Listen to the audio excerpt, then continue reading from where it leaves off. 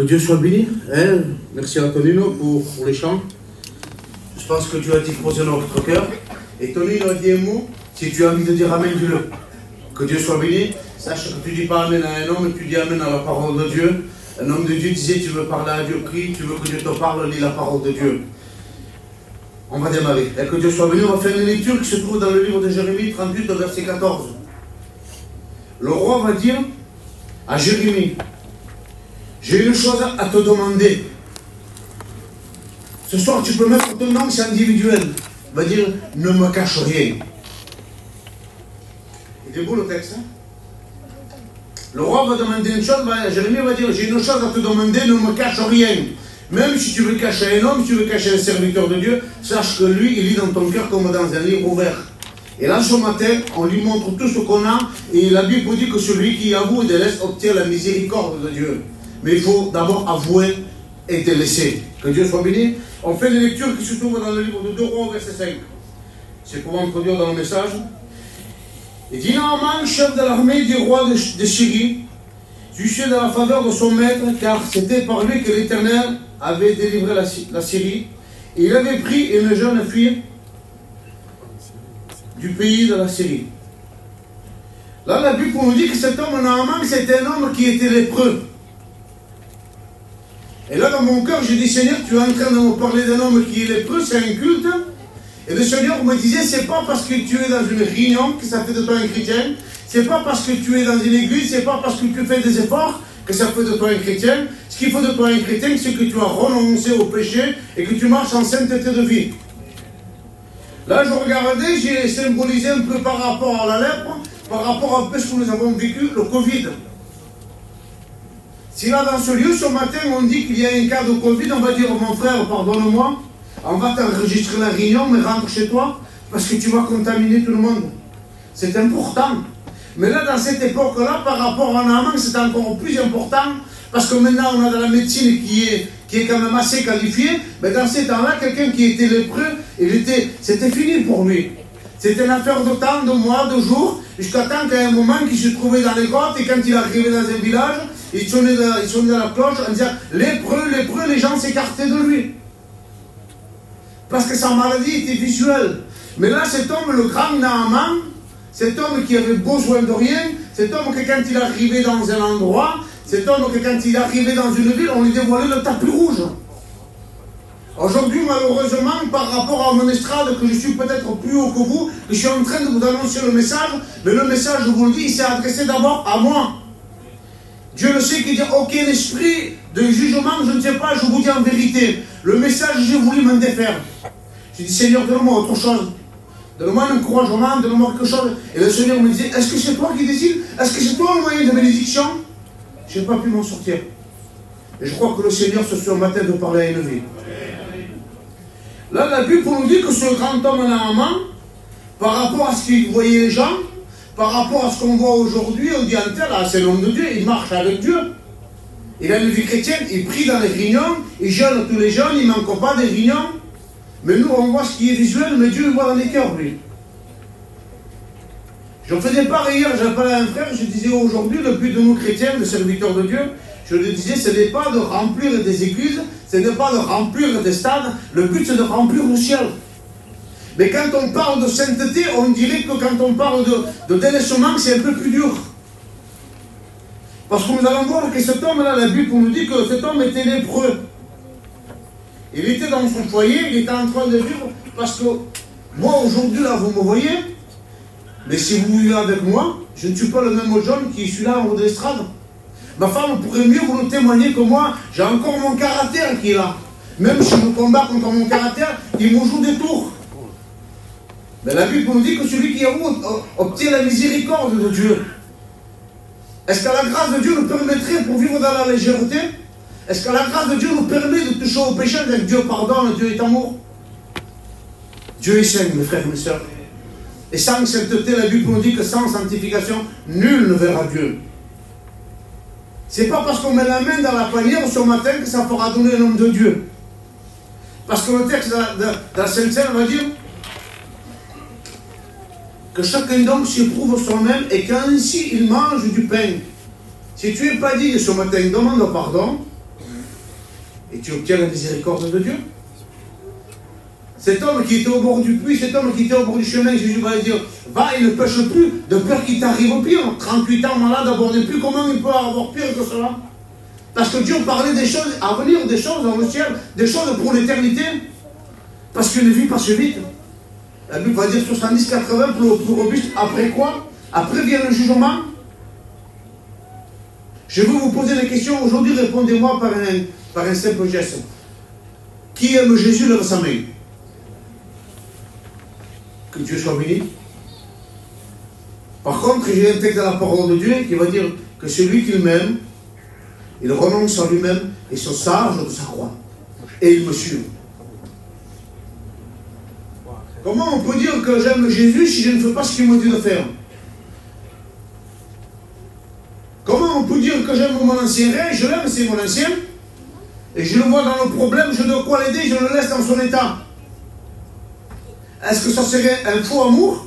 Parce que le vrai amour me permet de remonter les manches et de dire, tant que je viens, je vais t'aider. C'est normal. Quand un homme ne compte pas, je disais mercredi à Alice, j'ai été faire une réunion, je disais, moi j'ai deux garçons. J'en ai un aujourd'hui, vous le connaissez tous, le Dorian, il est retrograde aujourd'hui, mais aujourd'hui, si on ne le connaît pas, on se dit c'est un chrétien, il ne fait rien. Un garçon qui ne boit pas, un garçon qui ne fume pas, un garçon qui est gentil, un garçon qui est aimé. Et j'ai mon autre plus jeune, il a 15 ans, il est un peu plus turbulent. Il est un peu plus... il faut souvent que je le reprenne, mais je l'aime du même amour, c'est mes enfants. Et Dieu nous aime d'un amour éternel. Là, cet homme, normalement, la Bible, on dit qu'il prend une jeune fille. Il prend une jeune fille du pays de la Syrie, la ramène chez lui, en disant, en étant que tu seras là, tu seras à mon service. Et la Bible nous dit que cette jeune fille était en train de faire des choses dans la maison. Elle était au service de Naaman et de sa femme, Naaman. Je réalise un peu aujourd'hui, on va dire que c'était une femme de ménage. Elle était en train de faire des choses. J'ai imaginé que dans son travail, il était peut-être en train de chanter des cantiques. Mais j'ai pensé, moi, qu'à travers tout ça, il y avait plus que ça, le frère. Parce qu'aujourd'hui, tout le monde peut chanter des cantiques. On peut témoigner de Dieu. Mais la parole de Dieu va dire, vous reconnaîtrez l'arbre à son fruit. J'ai imaginé que cette jeune chrétienne d'homme, elle n'a pas de nom, elle n'a pas donné, elle n'a pas cité son nom dans la parole de Dieu. J'ai dit, Seigneur, quel témoignage que devrait avoir cette jeune fille. Pour qu'un seul mot le prenne et le telle ampleur. J'ai mis aussi la gilet, parce que aussi la chemise, elle m'était petite. Pourtant, il n'y a pas longtemps que j'ai acheté, c'est pour moi, je m'en fais. C'est 4 mois, elle ne va plus. Dieu soit béni. Aujourd'hui, quand tu viens à la réunion depuis 10 ans, ma soeur, tu es ancienne dans l'église. Tu viens à la réunion, tu chantes, tu pries, tu témoignes, tu parles en langue, tu prophétises. Mais c'est bizarre quand tu es en train de parler de Dieu à ton entourage, à ton fils, à ta fille, à ta gendre, à ta belle-fille, à ton gendre, à ton compagnon. On dirait qu'il y a une révélation. Qu'est-ce qui se passe? Parce que cette jeune fille-là, ça marche, ça a du poids, ce que dit sa porte. Pourquoi? Parce qu'elle a ce témoignage. S'il n'y a pas de témoignage, tu seras qu'un beau parleur. Tu seras qu'une belle prieuse dans la réunion. Tu seras en réalité quelqu'un qui prophétise, que Dieu soit béni pour les chrétiens, pour les sœurs qui prophétisent. Mais sans vie de Dieu, sans témoignage, c'est choix. Et il n'y a pas ce fruit.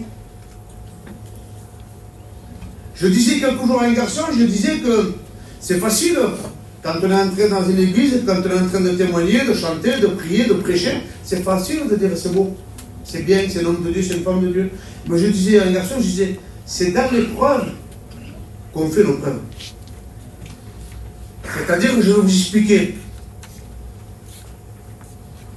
Il y a un garçon chez nous, il est là ce matin, je ne veux pas citer son nom. C'est un chrétien de l'église. C'est un garçon qui aime Dieu, qui marche avec Dieu. Avec des problèmes, il a des problèmes, je vous garantis qu'il en a, ça le dépasse. Il y a des garçons qui ne sont pas chrétiens, il a besoin dans la grâce de Dieu, mais c'est un garçon qui prie, c'est un garçon qui jeûne, c'est un garçon qui est fidèle. Et il y a beaucoup de garçons inconvertis, quand tu le vois, ils se moquent un peu de lui. Il lui parle. Mais je dis, Seigneur, quel témoignage qu'il a. Parce que les garçons rigolent avec lui, mais il y a des balles qui ne sont pas bonnes, ils sont pas bons à dire, et ils veulent le faire riposter, et lui, il ne riposte pas. Je dis, Seigneur, peut-être tu veux le faire avant, peut-être que ce ne serait pas la même réponse que lui. J'aurais peut-être pas autant d'amour. Et lui, il baisse sa tête et il s'en va. Pourtant, ils y font des misères. Là, avec quelques jours, ils ont cassé sa voiture. Il n'a même pas dit. Parole de Dieu dit, vous reconnaîtrez l'arbre à son fruit. Ce n'est pas à cause des moments. Ce n'est pas à cause d'une... Tu es éloquent dans une... Le Seigneur nous a pas appelé à être ça. Le Seigneur nous a appelé à pratiquer la parole de Dieu. Il dit que celui qui m'aime renonce à lui-même et se charge de sa croix. Cette jeune fille était là. J'ai imaginé qu'elle chantait dans la maison. J'ai imaginé tout ce que vous voulez. Mais j'ai compris qu'elle avait un témoignage. C'est à travers un témoignage qu'on gagne nos familles. C'est à travers un langage qu'on a dans nos maisons. À travers un comportement qu'on gagne nos familles. Vous voyez, là, je vous dis la vérité, l'histoire de ma maman est en train de... Pour moi, Seigneur, tu es en train de me mettre dans un domaine que je ne connais pas. Et le Seigneur me disait, aujourd'hui, John, dans l'église, il y a des Naaman encore. Il y a des gens qui viennent avec un gros nom, il y a un homme qui vient avec un nom de famille, il y a des gens qui viennent avec leur titre. Je suis un tel. 10 ans que je suis chrétien, 20 ans que je suis dans une église. Et l'homme de Dieu disait, c'est sur le temps que tu te convertisses. Pardonnez-moi de dire le message, mais je vous le transmets comme le Seigneur me l'a donné. Si vous voulez, après, vous verrez avec lui. Moi, je me débarrasse de cette histoire. J'ai voulu changer le message, je vous dis la vérité, ça fait 15 jours qu'il est dans mon cœur. Je me réveille la nuit, j'étais en train de me le repasser. On continue, vous êtes avec moi? Je sais qu'il n'y a pas beaucoup d'amens parce que le message est dur. Mais le but, c'est que ça nous réveille. Le message ne concerne pas tout le monde. Mais celui ou celle que ça le concerne, veut dire, Seigneur, que tu repartes de ce lieu, la plus grande des bénédictions, ce n'est pas de pleurer, de crier au secours à la réunion, de parler en langue mineure. La plus grande des bénédictions, c'est d'accepter le message. Seigneur, c'est vrai, tu m'as parlé ce matin, je ne veux même pas prier, mais je veux mettre le message en pratique. Que Dieu soit béni. Et il dit, la jeune fille qui était là, du pays d'Israël, était au service dans la forme d'un Naaman. Et il dit à sa maîtresse, il dit, oh, si mon prophète, si mon maître irait chez le prophète qui est en Samarie, assurément qu'il serait guéri. Mais est-ce que vous imaginez un peu l'importance d'un mot d'un chrétien, d'une chrétienne? Le grand Naaman, avec son grand nom, avec son matériel, avec son haut grade, il ne pouvait rien faire par rapport au problème. Là, sa compagne vient vers son mari, vers Naaman, il va lui dire, la jeune fille que tu as pris, dans la série, la jeune fille qui nous sert pour faire le ménage, il a parlé de telle et de telle manière, il m'a dit qu'il y a un moyen pour toi. Humainement parlant, il n'aurait pas dû prendre soin. Parce que là, il allait lui demander quelque chose d'important. Il allait lui demander quelque chose qu'il fallait qu'il aille vers un prophète en Saint-Marie et qu'il dévoile sa véritable identité. Et on n'aime pas trop être dévoilé notre véritable identité. Si je prends moi l'exemple pour prendre des personnes. Si vous mettriez le film de ma vie, là, je suis sûr que je me cacherai, j'ai la tête baissée, je dis Seigneur, quel misérable que je suis. Et là, le Seigneur est en train de te dévoiler le tien, le film. En disant que ce matin, tu es à la réunion, tu fais comme si tout va bien, et tu as vraiment besoin de me demander pardon ce matin. Là, la Bible nous dit que là, Naaman, il prit la parole de cette jeune fille, de cette jeune servante, au premier degré. Là, il va commencer à envoyer des lettres en disant envoie des lettres dans tel village, en disant que je vais arriver, que j'ai un besoin.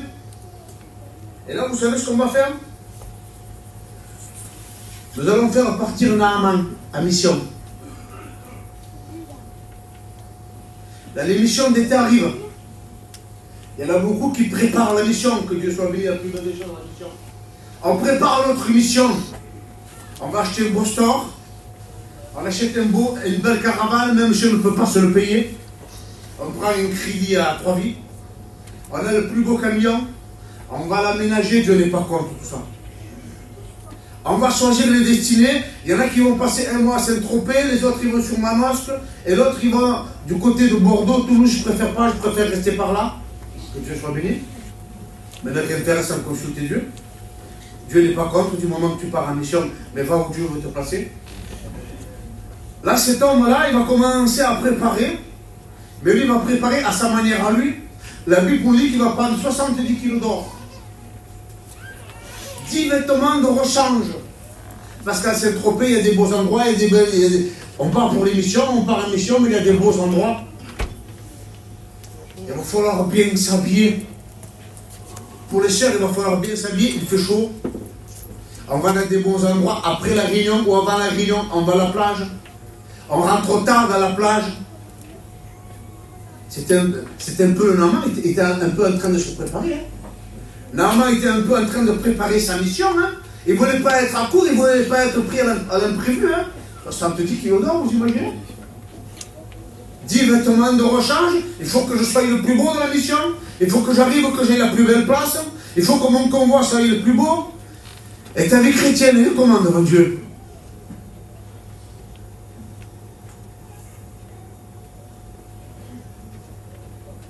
Parce que la mission, si tu pars avec un état de cœur qui n'est pas bon, tu sauras quel homme qui est parti en mission. Mais nous voyons que cet homme Naaman part en mission avec cet état de cœur.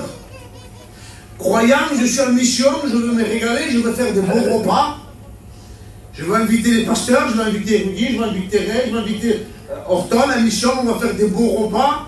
Le soir, quand je serai à la réunion, il va m'appeler pour chanter, que Dieu soit béni. Mais est-ce que ça fera une mission réussie pour toi? Vous êtes avec moi?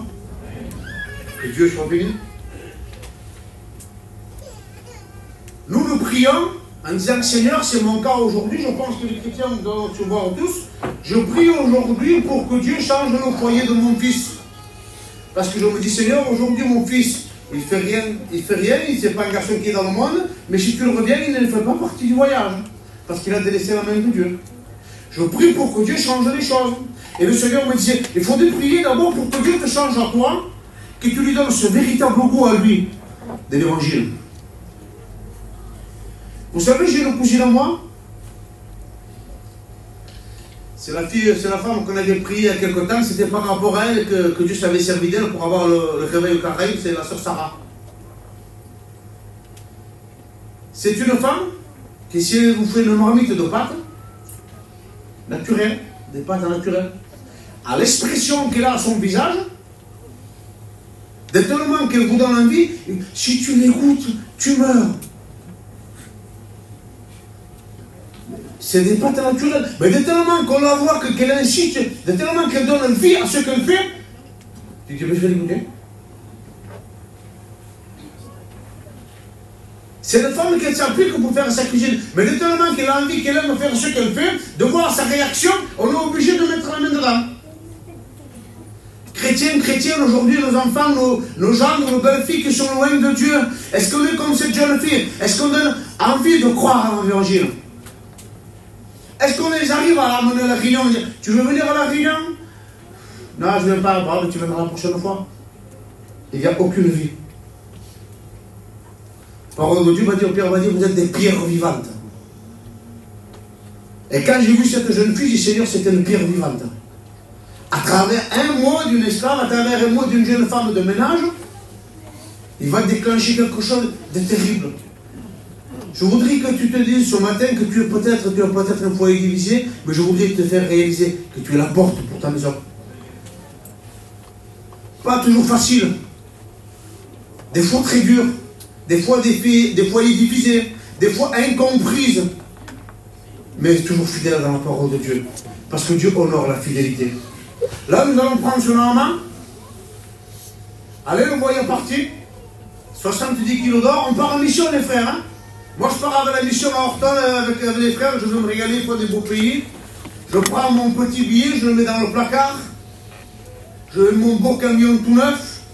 Eux, à cette époque-là, ils avaient des chars. Ils avaient des troupes qui le suivaient à Naaman. C'était quand même un Naaman, c'était le grand Naaman.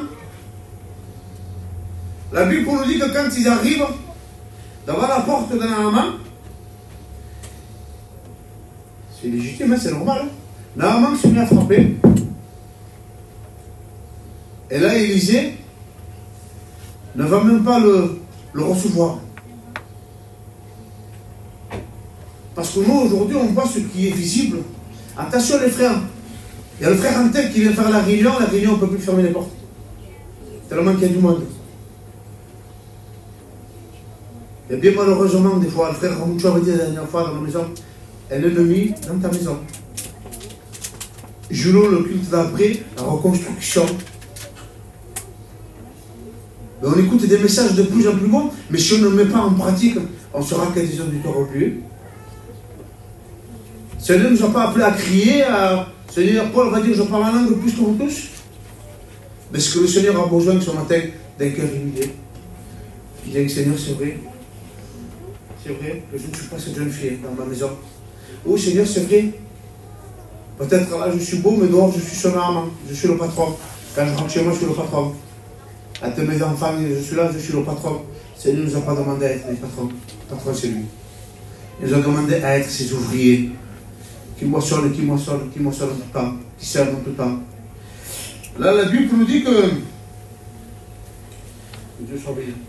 Il dit que Naaman s'approcha devant la porte d'Élysée, il frappa, et là Élysée vient avec un mot tout simple. Parce qu'on peut tromper quelque chose à un homme, on peut tromper un serviteur de Dieu, mais on ne trompe pas Dieu. Dieu devant un cœur orgueilleux ne se déplace pas. La Bible nous dit que Dieu résiste à l'orgueilleux, mais il fait grâce à l'humble. Si tu reconnais ton état, il n'y a pas aussi grand péché que Dieu ne puisse pardonner. Parce que Dieu est amour, il a payé pour toi. Mais par rapport à ton état, en disant moi je suis un tel ou je suis un tel, tu mets un obstacle entre toi et la bénédiction. En ne pas acceptant le message de Dieu, tu mets un obstacle entre toi et Dieu. Jonas, en ne pas acceptant ce que Dieu lui avait demandé, il dit tu descendras à Ninive. Il avait parti à Tarsis, loin de la face de Dieu. Il attire la tempête chez lui. Parce que là, nous allons voir cet homme-là, il va être devant un choix, j'aime bien le dire, à toutes les réunions, si on a entendu pour qui veut la saisir. Hein. Tu ne veux pas saisir la main de Dieu, tu ne veux pas écouter la parole de Dieu, tu repars comme tu es rentré. Triste, découragé, courbé, fatigué. Vous savez, l'homme de Dieu disait, vous savez, la Bible, si on la tient à bout de bras, on ne pourra pas la tenir longtemps. Et si on la prend, qu'on la serre, on pourra la tenir. Il n'y aura pas de demi-sauvés, il y a des sauvés, des perdus. Et là, nous allons voir cet homme qui va se retrouver dans un choix d'être guéri ou de repartir dans son état. On écoute sa mission, hein, continue. Voilà, lui, il est parti à mission, il arrive devant la porte, devant la maison de Géasi, d'Élysée, et il frappe, et là, il commence à être déçu. Ah, tu sais, en vérité, je ne croyais pas ça dans la mission, moi. Qu'est-ce qui se passe, mon frère, ma soeur? Ah ben, on retourne avec les frères, ils font qu'aller visiter tel foyer. Si j'ai reçu ça, c'est déjà la critique, il y a des choses qui rentrent. Si j'ai reçu ça, j'ai reparti avec l'autre mission. C'est pas vrai, tu n'aurais pas été dans l'autre mission. Parce qu'ils vont dans le nord, il pleut. Tu cherches la belle plaine du Jourdain. Tu cherches le bord de mer. Tu as acheté 10 vêtements de rechange, il faut les mettre. Hein. Tu as acheté des petites jupes d'été, tu ne les mettras pas si tu es à Lille. Hein. C'est ça, non? On est à Lillois, là. Baisse pas la tête, ça te vu. Il baissera pas la tête. Si tu mets la petite jupe ou la petite tenue d'été, si tu vas aller, tu ne pourras pas la mettre, hein? C'est ça? Tu as tout préparé, tu as tout prévu, sauf les imprévus. Sauf l'imprévu que Naaman a frappé. Et c'est pas Élisée qui s'est approché. Il va lui durer. Il va lui donner une ordonnance. Comme le docteur, Seigneur, ce matin, nous donne une ordonnance. Mais il faut la suivre. Il va lui dire à Naaman, va et trempe-toi 7 fois dans le Jourdain. Ouh, je n'avais pas compris ça, moi. Je n'avais pas compris que j'étais en mission, qu'il faut que je fasse mes réunions le matin. Que quand à l'après-midi, il y a un petit truc dans le terrain, que les frères passent, où les sœurs passent un moment de prière. Il faut passer avec les frères, avec les sœurs, il faut aller visiter le foyer de votre cadre qui est au foie, il faut aller visiter même celle qui n'est pas dans notre famille, il faut aller la visiter. Je n'avais pas compris ça, moi. Moi, j'avais compris que j'étais à Fréjus, à Saint-Tropez, quand l'après-midi c'était à la plage. La réunion, la prière, c'est compliqué, c'est 9h le matin, je dors.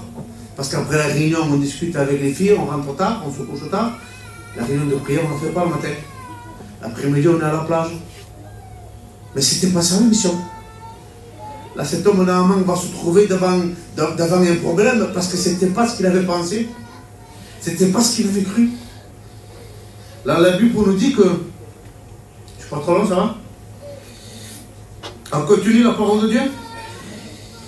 Il dit que Naaman, ça c'était moi. Je ne sais pas si vous allez vous voir, ça c'est moi, quand ça ne me convient pas. La femme pourrait mieux vous le témoigner que moi. Hein. Ça c'est moi, quand ça ne me convient pas. Il dit qu'il partit, irrité et fâché.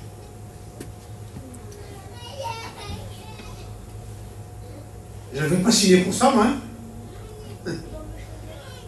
Moi, je n'avais pas signé pour me retrouver dans la boue à Strasbourg. Hein. J'avais signé pour partir ici à mission. J'ai pris mes 10 vêtements de rechange, j'ai tout fait pour aller bien, j'ai un peu d'argent sur moi, j'ai mon convoi neuf, et là mon convoi il est tout sale, je me retrouve à mission. Je n'avais pas signé pour ça, moi. J'ai reçu, j'étais parti dans la mission. J'ai été rejoindre notre mission. Là, il dit qu'il repartit irrité, fâché. C'était le grand Naaman, il ne fallait pas trop le froisser parce qu'il avait quand même des droits. Hein. Et la Bible nous dit, vous voyez ce que la parole de Dieu nous dit. Il dit que ses serviteurs s'approchent de Naaman. Voilà ce que nous faisons aujourd'hui. Nous sommes les serviteurs de Dieu. Et nous voulons, à travers le message, à travers la parole de Dieu, à travers le Saint-Esprit, que Dieu fasse ressortir des choses cachées dans ton cœur, Seigneur, quelle vérité. Tu t'es servi d'un jeune prédicateur, Seigneur, je n'avais pas reçu comme ça, je n'avais pas réalisé comme ça, je n'avais pas vu la mission comme ça, je n'avais pas vu dans l'état où je suis comme ça, que ça te fasse ressortir. Que Dieu haït le péché, mais il aime le pécheur.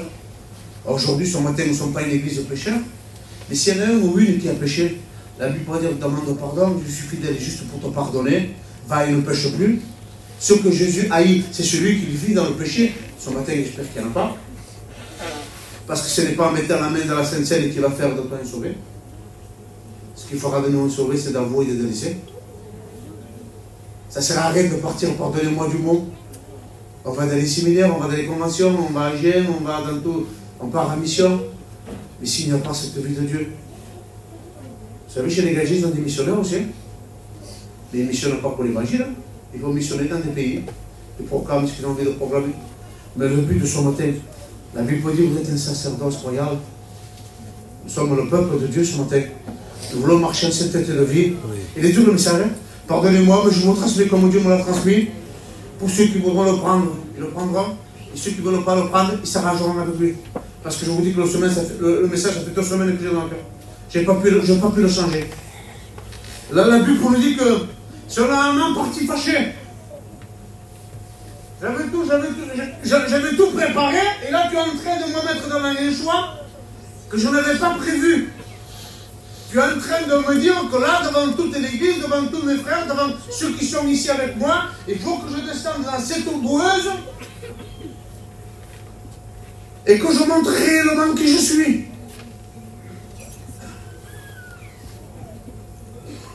Parce que Dieu a un orgueilleux, il demandera toujours de s'humilier. Dieu résiste à l'orgueilleux. Mais nous, on peut dire, Seigneur, moi quand j'ai lu le texte, je dis, en vérité, je me suis dans mon cœur, je dis, pourquoi il fait de la manière? Je vous le dis, à ma façon, à moi, à la gitane, dit que Seigneur, il est venu avec 70 kilos d'or, 10 vêtements de rechange, parce qu'à ce temps-là, ce n'était pas tout le monde qui avait 10 vêtements de rechange. Hein. Aujourd'hui, les sœurs, on a des grandes garde-robes, les frères aussi, mais ce n'était pas pareil à ce temps-là. Hein. Et celui qui avait 10 vêtements de rechange, c'était déjà quelqu'un de côté. Hein. Et Seigneur, pourquoi il a demandé une chose si minime? Pourquoi il se met dans cet état-là? Parce que moi, je n'avais pas compris. Le Seigneur me disait, oui, mais quand tu vas descendre dans le Jourdain, ces serviteurs qui sont là, ceux qui sont à son service, ils ne savent pas ce qui se passe dans sa maison. Ils ne savent pas que c'est un lépreux. Si demain je vous prêche l'évangile et que vous savez que je vis dans le péché, vous n'allez pas être d'accord avec le message. Et les frères vont venir, vont dire, John, mon père, attends, il faut que tu t'arranges. Parce que tu ne peux pas prêcher n'importe quoi. Tu ne peux pas dire n'importe quoi en haut d'estrade. Parce que là, tu es un peuple de Dieu. Et là, je me dis, Seigneur, lui, là, ça a changé la dimension de l'importance là. Je dis là, il faut qu'il descende, il faut qu'il montre, pas simplement à sa compagne, parce que sa compagne, il le savait, son état de lèpre. Sa jeune servante, il le savait aussi. Mais quand il était dans sa maison, qu'il a enlevé sa cuirasse, son état de lèpre, elle apparaissait. Mais ceux qui étaient au dehors, ils ne le savaient pas. Si toi, ce matin, tu as le Covid, on va le traduire aujourd'hui, que tu es parmi les rangs, personne ne le sait, tu vas passer. Tu vas peut-être contaminer les autres, un peu sûr. Mais si on le sait, on va te dire, mon frère, sors. Sors. Parce que tu vas contaminer tout le monde. Mais lui, là, dans son cœur, il se disait, si je descends dans l'état où je suis, moi, j'aurais voulu, il dit le texte, il dit, j'aurais voulu qu'il se mette dans la place publique et qu'il dise, qu'il ôte la main. Il voulait un peu de la magie, lui. Il voulait un peu de guérison à sa façon. Nous prions pour nos malades et nous voulons que nos malades soient guéris instantanément. Mais Dieu permet qu'il mette un peu de temps par rapport à ça pour attirer les âmes à lui. Par rapport à la guérison de ma cousine Sarah, il s'est levé le jour-là, il y avait peut-être 20 ou 25 baptêmes.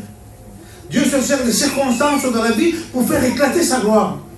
Mais là, cet homme, il fallait qu'il descende d'une, un orgueilleux n'aime pas descendre. Et de deux, il fallait qu'il enlève sa cuirasse. Il fallait que les gens qui étaient autour voient son vrai état. Mais le problème était encore plus loin. Le Seigneur me disait, oui mais John, si là il ne repartait pas guéri, il était déduit de ses fonctions. Tant que tu es contaminé au Covid, tu ne pourras pas revenir dans l'église. Tant que tu es dans cet état de lèpre, tu es contagieux, on ne pourra plus t'accepter avec nous dans le temple. C'est important pour la démarche. Hein? Quelle ampleur qu'elle prend la démarche, là, c'est plus la même. J'ai parti en mission pour être béni, et là, tu es en train de me dire, John, si je veux que ça marche, le matin, dans mon travail, je dis des mensonges. C'est vrai que j'ai 10 talents d'argent. C'est vrai que j'ai 70 kilos d'or, mais mon travail ne correspond pas. Ah si, mais ça ne va pas. Là, je touche un point qui est plus sensible. Oui, le matin, quand je lave les carreaux, quand je fais ce que je fais, je dis que c'est un produit magique. Quand il y a des déclarations, quand il y a le papier, je marque un peu n'importe quoi. Là, la croix devient lourde. Là, la vérité devient lourde. Là, il fallait qu'il descende et qu'il monte comme ça. Je ne sais pas. Je ne sais pas à qui s'adresse le message. Je vous ai dit que je ne m'attendais pas à des amens ce matin. Galates 5, il va dire, c'est pour la liberté que je vous ai affranchi. Demeurez donc ferme. Et ne vous laissez pas mettre de nouveau sur le joug de la servitude. Vous savez, j'aime bien lire ce texte de Matthieu 11, le verset 28, il dit, venez à moi, vous tous qui êtes fatigués et chargés, je vous donnerai du repos. Et aujourd'hui, dans le raisonnement, dans nos églises, il y a beaucoup de chrétiens qui sont fatigués et chargés. Vous savez pourquoi? Comme je vous ai dit tout à l'heure, ce Naaman a pris ses 70 kilos d'or, a pris ses 10 vêtements de rechange. Aujourd'hui, il y a de nos chrétiens dans nos églises qui se sont convertis, voire certains foyers, certains convois, certains matériels. On veut faire comme eux et on n'y arrive pas.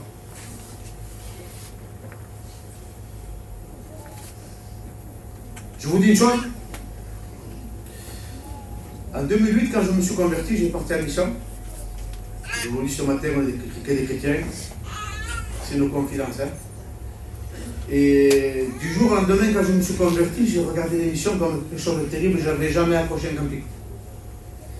Et Jérôme, il me dit un mot. C'est bon de dire un mot des fois, vous savez. Il me dit, John, il dit, moi je pars en mission. Ça serait bien que tu puisses partir avec ma mission. Je dis, moi, en mission, accrocher mon camping et partir. Je n'avais même pas accroché le camping. Je n'avais jamais parti. Je savais que c'est trop grand pour moi. C'est trop grave. Mais là, c'est moi qui m'avait dit, il me travaillait le jour, la nuit, le jour, la nuit. Et je dis à Jérôme, Jérôme, qu'est-ce que tu m'as dit là? Ça fait comment? Ça fait comment? Il m'a dit, demande à Dieu qu'il te donne un camion. J'ai dit, t'as raison. Je vous dis en vérité comment ça s'est passé. Le matin, je vais chiner. Je dis, Seigneur, si tu permets que je sois les camions, je partirai à la mission. J'arrive voir une cliente, je lui propose mes vêtements, des trucs comme ça. Et il me dit non. Il me dit non. Mais si vous voulez, il dit, monsieur, j'ai un camion à vendre. Je dis, c'est pas possible. C'est incroyable ça, hein. Je dis, c'est pas possible. Si vous avez un camion à vendre. Il me dit, oui, j'ai un camion. Il y a des années que je connais la Belgique. Il dit, on ferme la société, j'ai un camion. J'arrive, je vois le camion. J'ai un camion. Il y en a qui s'est pris en porté à moi. Bon, ça rappelait, c'était un fort de transit. Mais moi, c'était mon expérience avec Dieu. Je n'avais même pas demandé combien de chevaux il faisait, rien du tout. Le moteur, c'était 75 chevaux. Je lui ai dit, je m'en foutais. Je vous dis la vérité, les garçons, ils ne voulaient plus partir avec moi. Ils partaient, il fallait qu'ils m'attendent tout le long de la route. Je n'arrivais pas à dépasser la 60 ans dans le camping. Je dis, Seigneur, tu m'as donné un camion, je pars. J'arrive, il y avait Juno, il y avait les frères. Il y avait la réunion à première fois de ma vie que j'accroche un camping. Je pars de chez moi, je vais au chapiteau, à Saint-Laurent-du-Var. Tout le monde m'aidait. Tous les garçons m'aidaient, ils venaient me convertir, moi. Je ne savais pas conduire. Attends, on va rentré au camping. Pour court, je rentre. Dans le camping, je dis, Seigneur, c'est pour la mission. Je me levais le matin, les réunions le matin, l'après-midi. J'étais en train de vivre ma mission, c'était ma mission. J'ai commencé, les garçons ont voulu m'encourager, c'était prévu que je parte 2 semaines. Ici, parce qu'il restait moi à Saint-Laurent, parce qu'il y avait l'heure, c'était l'époque de ma cousine Sarah qui s'était convertie. Il y avait plein de garçons devant nous qui avaient été. C'était prévu que je reste 3 semaines. J'ai resté mes 3 semaines. Et au bout de 3 semaines, des frères m'ont encouragé. Viens, Gabriel, on va passer une semaine à Fréjus. Je n'arriverai pas à conduire, les frères, et j'ai peur. Viens, Gabriel, on va t'aider, on te mettra entre 2 voitures et t'arriveras. Fréjus. Toulon. Montpellier. Gap. Lyon. Convention. Jamais de ma vie j'avais parti. Où est-ce qu'il se passe? J'arrive à la convention, première fois de ma vie avec mon camping. Je ne sais pas, moi, j'ai vu le camping. J'arrive tout dépaysé à la convention. Déjà, quand j'arrive, que je vois ça, je me mets à pleurer. C'est pas possible que moi je suis là. Je n'aurais jamais cru de ma vie. Avec Dieu, on fait des espoirs. Je me mets à la réunion, à la grande convention, je me mets devant moi, ma femme. J'avais ma petite, il devait avoir 3 ans à l'époque. Mon petit à côté de moi, mon Dieu, je ne l'avais pas. Je suis là devant un truc. Le gars, il vient, il dit, monsieur, je peux vous faire une photo? Je dis, fais. Je me retrouve en première affiche du grand livre de la convention, moi et mon foyer. Je regarde ce livre, je dis, c'est pas possible, au bout d'une semaine, les gars, semaine. Mais moi, je ne savais pas. Et tu sens, t'as vu? Je dis non. Il dit, regarde, il me montre. Convention, le Chaumont, rassemblement Zigan, et moi, ma photo avec moi et mon foyer. Comment que Dieu peut changer les choses? À cet homme, son amant était là. Il fallait qu'il s'humilie devant tout le monde. Mais l'orgueil précède la chute. Mais l'humilité précède la loi. L'homme de Dieu lui avait dit 7 fois. Là, il se trouve devant un choix, comme je vous ai dit, de l'accepter ou de le refuser la situation. Tu te trouves devant un choix, d'accepter le message que tu as parlé ce matin. Il était dur le message. S'il était dur, c'est parce que tu es un peu dans cet état-là. Et le message t'appelle, ce n'est pas un jugement, c'est une main tendue. Tu es dans cet état-là, tu attends la mission pour améliorer ta vie, c'est ce matin qu'il faut améliorer. Avant de mettre la main dans la panière, ce matin qu'il faut améliorer. Là, la Bible, pour nous dire qu'il commence à descendre, j'ai imaginé, moi, la scène un peu, j'ai dit, Seigneur, il devait regarder là, toute cette troupe qui est en haut, et disait, là, Seigneur, je ne peux plus rien te cacher. On reprend le texte du début, Jérémie 18, Jérémie 18, 14. Et le roi dit à Jérémie, ne me cache rien. Là, il était en train de montrer ce qu'il était. Il dit, voilà, j'ai imaginé, moi, le serviteur, oui, pas possible qu'il était comme ça. C'est pas possible qu'il était... J'étais avec lui, moi. J'aurais pu être contaminé. J'étais avec lui. Hein. Mais, lui, il a mis son orgueil de côté. Il a dit, Seigneur, sur ta parole, pas sur la parole d'un homme, sur ta parole, je jetterai mes filets. La Bible nous dit qu'il plonge 1 fois, 2 fois, 3 fois, 4 fois, jusqu'à la 7e fois. Et au bout de la 7e fois, tu sais ce qu'il arrive? Quand on obéit à la parole de Dieu, ça marche. Mes frères et mes soeurs, quand on obéit à la parole de Dieu, ça marche. Ne prenons pas l'évangile à la légère, ne suivons pas la grâce comme un prétexte. On est sur la grâce, on peut vivre dans le péché. Je vous donne une dernière expérience et on va prier le Seigneur. Je pense que le Seigneur a parlé.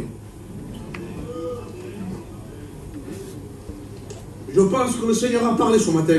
Je vous dis en vérité, je n'ai jamais prêché normalement comme ça. J'ai déjà eu la grâce de le porter dans un message d'évangélisation, mais là, il était en train de me parler dans mon cœur en me disant, dis-leur, que moi, si j'aurais reparti dans mon état, je repartais fâché, courbé, parce qu'il aurait pu repartir. Hein. Vous imaginez l'état s'il est reparti sans accepter de descendre dans le Jourdain et rentrer chez lui? J'ai imaginé, moi, ses enfants, ses copains qui étaient là. Alors, normalement, ça y est, ça a marché. Ça y est, comment ça s'est passé? Tu es guéri? Et lui, il est resté la tête baissée. Voilà. Comment voilà? Tu es parti en mission, tu t'es pas converti? Tu es parti en mission, tu n'es pas béni? Tu es parti en mission, il ne s'est rien passé? Oui, mais voilà. Qu'est-ce qu'il y a eu? Dis-moi, qu'est-ce qu'il y a eu? Ah ben le Seigneur m'a parlé. Il m'a demandé de faire quelque chose que je n'ai pas voulu faire. Et tu reviens dans cet état-là? Mon frère, tu es orgueilleux. Tu es orgueilleuse, tu es malheureux, tu es malheureuse. Tu avais le moyen de te sauver ce matin.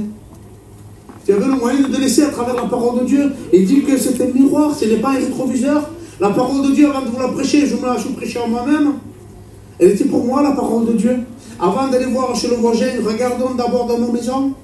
La jeune fille avait son témoignage, avait son comportement, avait ce qu'il attirait. Les gens, avec un mot, ils écoutaient.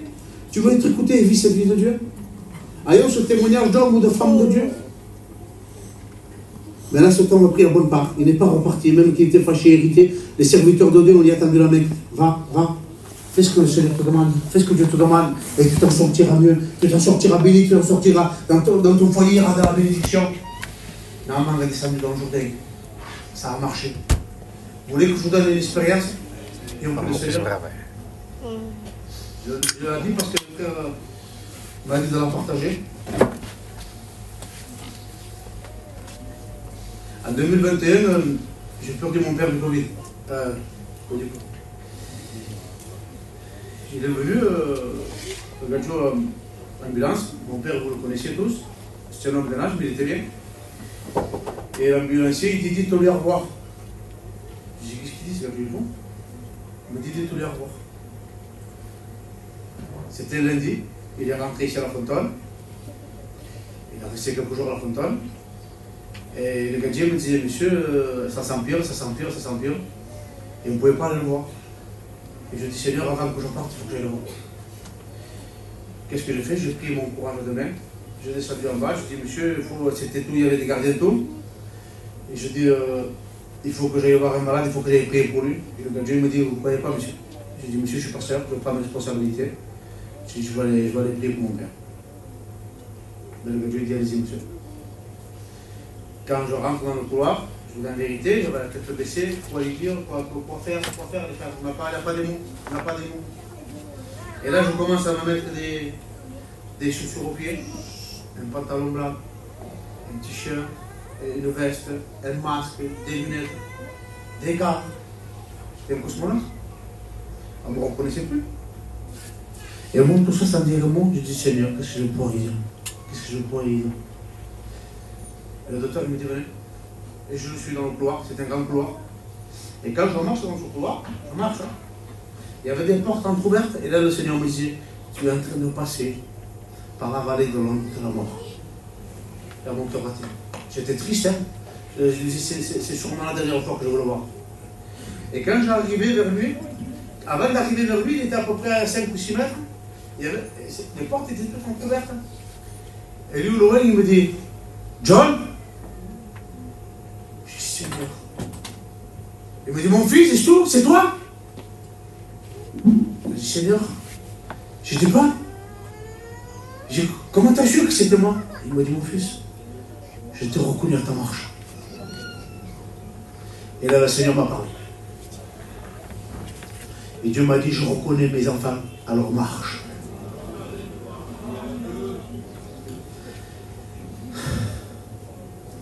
Quand je rentre dans cette chambre d'hôpital, je lui ai posé des questions à mon père, des questions qui étaient vitales, des questions importantes. Parce que mon père aimait Dieu, mais c'était un homme qui avait un peu son évangile. Et j'ai dit, mon père, j'ai dit, es-tu sûr de ton salut si tu pars? Il m'a dit, oui, mon fils. J'attends plus qu'il vienne me chercher, je pars. Et il me dit, mon fils, chante-moi un cantique. Dans cet hôpital, mais c'était la vallée de l'ombre de la mort. Là, il y avait que des gens qui étaient condamnés.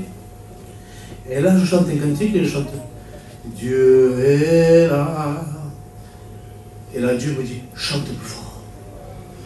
Dieu est là. Et Dieu me dit, chante plus fort. Je dis, Seigneur, je suis dans un hôpital et vous me mettre mort. Et Dieu me dit, chante. Parce qu'il dit, il y en a autour dans les chambres qui ne me connaissent pas, réalisent qu'ils écoutent que je suis là. Et là, je commence à chanter de toutes mes forces. Dans ce lieu-là, que c'était normalement, c'était impossible. Je chante un cantique, j'en chante un autre, je chante 3 cantiques. Et au bout du 3e cantique, je me tourne comme ça vers la porte et je vois les infirmières qui étaient en train d'écouter. Je prie pour mon père, j'y impose les mains. J'ai pris, je mets tout mon cœur. Je prie pour lui et je descends. Et le lendemain, quand je m'appelle, il dit, monsieur, il venait, il dit, votre père est parti. Je dis, d'accord. Je ne dis pas à mes soeurs, je ne dis pas à mon frère, je ne dis à personne. Et je passe là tout seul. Je dis, Seigneur, que je vais dire à ma famille. Parce qu'ils croyaient, même aujourd'hui qu'ils sont rentrés là, ils croyaient que Dieu pouvait les guérir. Moi aussi, je croyais. Mais Dieu fait ce qu'il veut. Et quand j'arrive dans cet hôpital-là, les infirmiers ont venu me voir, ils disent, vous êtes le monsieur Anter? Oui, je dis oui. Il dit, monsieur, venez. Il dit, voilà ce qui s'est passé, il s'est éteint dans la nuit. Et il y avait là deux ou trois infirmières qui étaient là. Et il y en avait une toute jeune, elle devait avoir à peu près 18 ans. Je me rappellerai toute ma vie, elle était des yeux blancs. Elle me regardait comme ça. Et là, le Seigneur me dit, prêche-leur la croix. Je dis, Seigneur, je ne pourrais pas. Et lui, il était en train de vouloir me faire du bien, monsieur, vous savez, il avait là. Et Dieu me dit, prêche-leur la croix. Et je leur dis, moi, vous savez, mesdames, je dis, je vous remercie de tout ce que vous me dites. Je vous remercie de vouloir. Mais j'ai dit, mon père, c'est un chrétien. Je dis, ce n'est pas un adieu, ce n'est qu'un au revoir. Je dis, bientôt, je vais le retrouver. Et là, aujourd'hui, je commence à leur prêcher Jean 3,5. Je dis, car Dieu a tant aimé. Car Dieu a tant aimé. Je dis, Dieu t'a tant aimé à toi, à toi, à toi. Et je commence à leur prêcher l'évangile. Je leur dis, le jour où vous avez un besoin, le jour où tu as. Mais je fixais une jeune fille parce que je voyais que c'était elle qui était en train d'avaler le message. Je dis, le jour où tu passes par un problème, le jour où tu passes par la difficulté, je dis, appelle-le. Et elle démarre beaucoup sur son visage. Et là, le Seigneur me disait, prêche en tout temps, en temps favorable ou non favorable. On baisse nos têtes, on prie le Seigneur. Je rentre.